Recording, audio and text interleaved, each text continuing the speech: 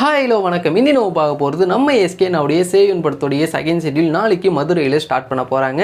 இதற்காக ஒரு பெரிய செட்லாம் போட்டிருக்காங்க அப்படின்னு நம்ம ஆல்ரெடி சொல்லியிருந்தோம். இந்த ஒரு செட்டை சில பேர் நேரில் பார்த்து வீடியோலாம் எடுத்து அதை சோசியல் மீடியாவில் அப்லோட் பண்ணியிருந்தாங்க. இதை இப்போ இந்த வீடியோ நம்மளால் ஆட் பண்ண முடியாது. ஏன்னா நம்ம ட்விட்டரில் போட்ட வீடியோவுக்கு காப்பிரைட் அடிச்சிருக்காங்க. இதை நம்ம யூடியூப்பில் போட்டாலும் கண்டிப்பாக காப்பிரைட் வரும் அப்படிங்கிற ரீசன்னால இந்த ஒரு வீடியோ நம்மளால் இந்த வீடியோவில் ஆட் பண்ண முடியாது.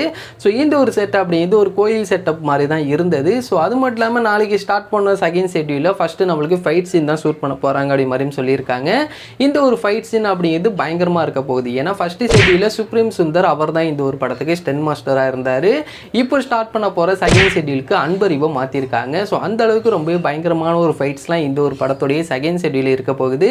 இந்த ரீசன்னால தான் இப்போ நம்மளுக்கு அன்பரிவு இந்த ஒரு படத்துக்குள்ளார வந்திருக்காங்கங்கிற மாதிரியும் சொல்கிறாங்க. நாளைக்கு இதோடைய செகண்ட் ஷெட்யூல் ஸ்டார்ட் பண்ணும்போது நம்மளுக்கு எதுவும் சின்ன அப்டேட்ஸ் அது கொடுப்பாங்க அப்படி மாதிரி தான் நான் எதிர்பார்க்குறேன். ஸோ நாளைக்கு வருதா இல்லையா அப்படிங்கிறத நாளைக்கு இன்னொரு வீடியோவில் பார்க்கலாம். அண்ட் அது மட்டும் நம்ம ஆல்ரெடி ஒரு விஷயத்தை பற்றி பேசியிருந்தோம். வருத்தப்படாத வாலிபர் சங்கம் 2 வந்து பொன்ராம் ரியோவை வச்சு ஸ்டார்ட் பண்ண போகிறாரு அப்படி மாதிரி சொல்லி ரீசெண்டாக ஒரு அப்டேட் அப்படின்னு வந்தது. நம்ம அப்பயே சொல்லியிருந்தோம், இல்லை ரியோவே இதை ஒத்துக்க மாட்டார், அவர் இந்த ஒரு படத்தை பண்ண மாட்டார் அப்படி மாதிரி சொல்லியிருந்தோம். இப்போ நம்மளுக்கு வந்து லேட்டஸ்ட் அப்டேட் என்ன அப்படின்னா, ரியோ வந்து இந்த படத்துலேருந்து நான் இந்த ஒரு படத்தில் நடிக்கலைன்னு சொல்லிட்டு அவர் வெளில போயிட்டார் அப்படி மாதிரி சொல்லி லேட்டஸ்ட்டாக ஒரு அப்டேட் சொல்லியிருக்காங்க. அதனால் வருத்தப்படாத வாலிபர் சங்கம் 2 படத்தில் நம்மளுடைய ரியோ நடிக்கலை அப்படி மாதிரி சொல்லி லேட்டஸ்ட்டாக ஒரு அப்டேட் கிடச்சிருக்கு.